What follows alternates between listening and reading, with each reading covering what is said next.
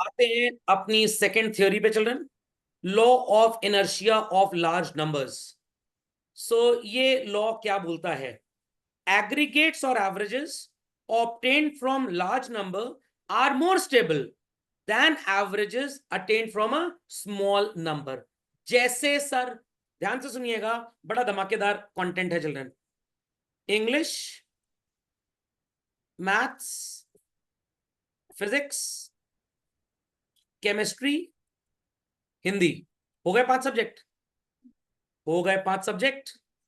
चलिए, इंग्लिश में बच्चे के मार्क्स आए लेटेस्ट से 80, मैथ्स में 95, फिजिक्स में 90, केमिस्ट्री में 100 सीधी मार्कशीट में, ये नहीं कि मार्कशीट उल्टी करके देखा तो 100 हुआ, और हिंदी में 95। एडमिशन लेना है एक पर्टिकुलर कॉलेज में, कॉलेज बोल रहा है take any one language plus PCM. समझा क्या? मिस्टर एक्स और वाई की दोनों की मार्कशीट ऐसी ही है, तो मिस्टर एक्स और वाई दोनों लोग कौन सी लैंग्वेज को जोड़ेंगे बच्चों? हिंदी को हिंदी। या इंग्लिश को? Hindi. Hindi. Is that clear? Is that clear? तो हिंदी क्यों जोड़ा गया? कॉलेज कह रहा है भाई किसी एक लैंग्वेज को जोड़ो, तो हिंदी को अगर जोड़ेंगे तो इनका परसेंटेज ज्यादा आएगा। इतनी बात सबको समझ में आ गई?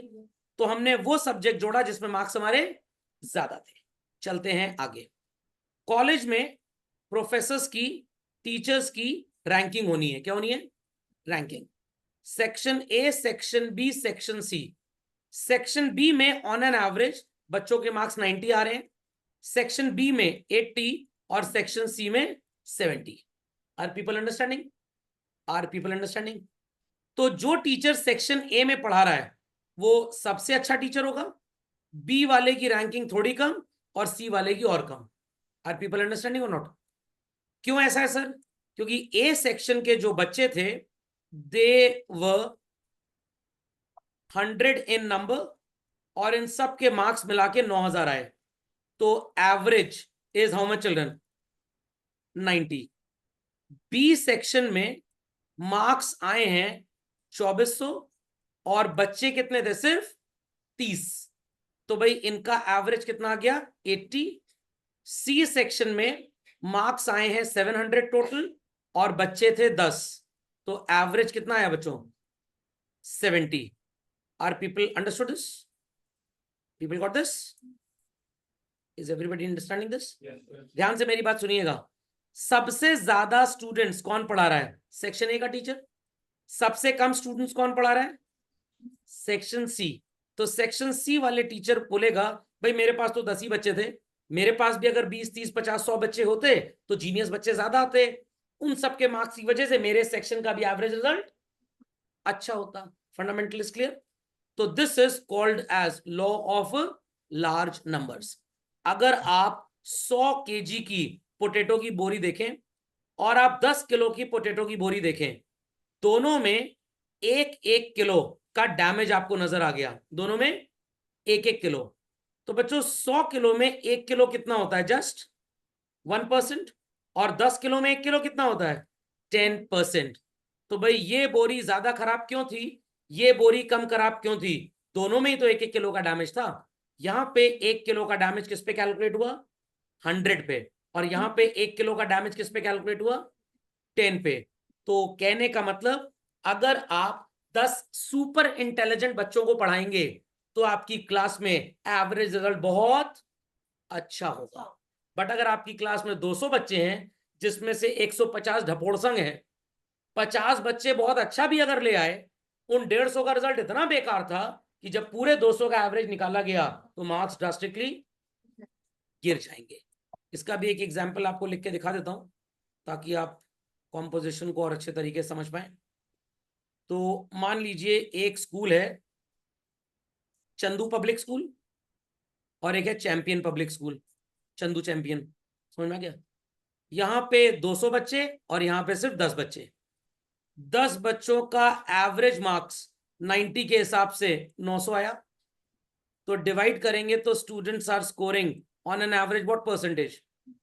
90।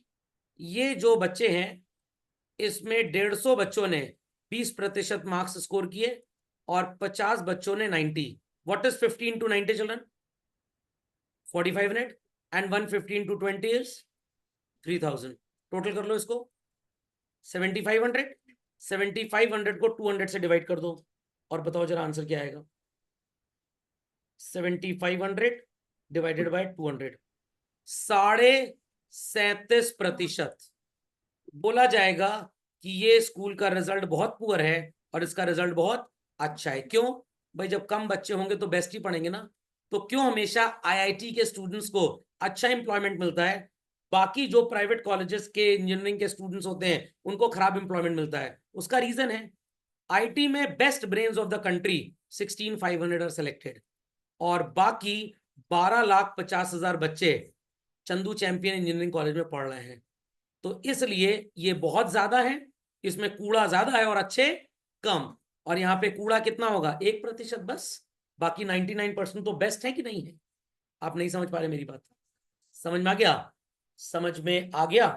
Clearly understood? तो अगर मेरे को जिम्मेदारी दे दी जाए कि मैं 100 एथलीट्स को ट्रेन करूं भाला फेंकने में, क्या नीरज चोपड़ा बन पाएंगे?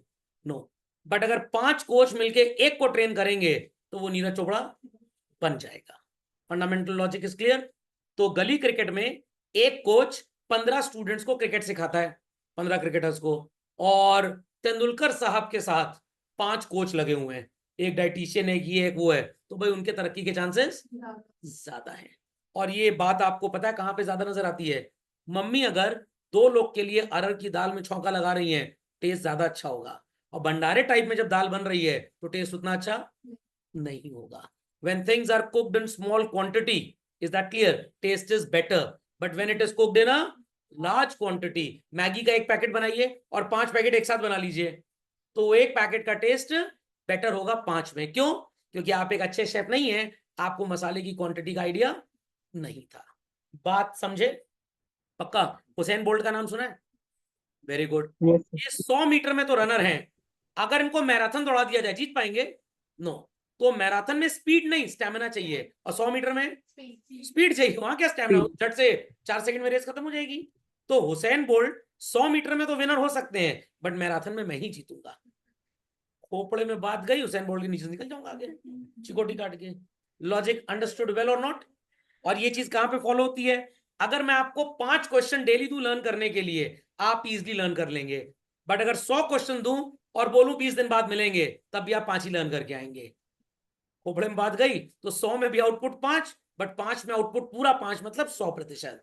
तो छोटे ग्रुप का हमेशा सैंपल अगर आप लेंगे तो रिजल्ट्स कुछ और होंगे, और लार्ज ग्रुप का सैंपल लेंगे तो रिजल्ट्स कुछ और होंगे। इज दैट अंडरस्टूड और नॉट? तो आपके स्कूल में ढेर सारे सब्जेक्ट्स होंगे, इंग्लिश पूरी क्लास के 100 बच्चे पढ़ रहे हैं, टीचर सब पे ध्यान इक्वली नहीं दे पाएगा, तो इंग्लिश का एवरेज रिजल्ट थोड़ा कम होगा। आप समझ पा रहे इस बात को? टैक्सेशन जैसा सब्जेक्ट सिर्फ 10 बच्चों को टीचर पढ़ा रहा है, तो एक एक बच्चे पे ध्यान होगा, तो रिजल्ट थोड़ा ज्यादा अच्छा होगा। Logic understood well? समझ में आ गया? Law of inertia of large numbers क्या होता है?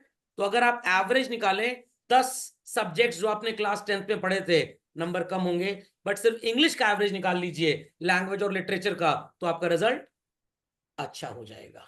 समझ में आया कि नहीं आया? खोपड़े में बात गई? Clearly understood? आज कौन सा दिन है? संडे। उबले अंडे का ऑमलेट तो बन नहीं सकता। नॉर्मल अंडे का आप ऑमलेट बनाएं, एक अंडे का, टेस्ट अच्छा होगा।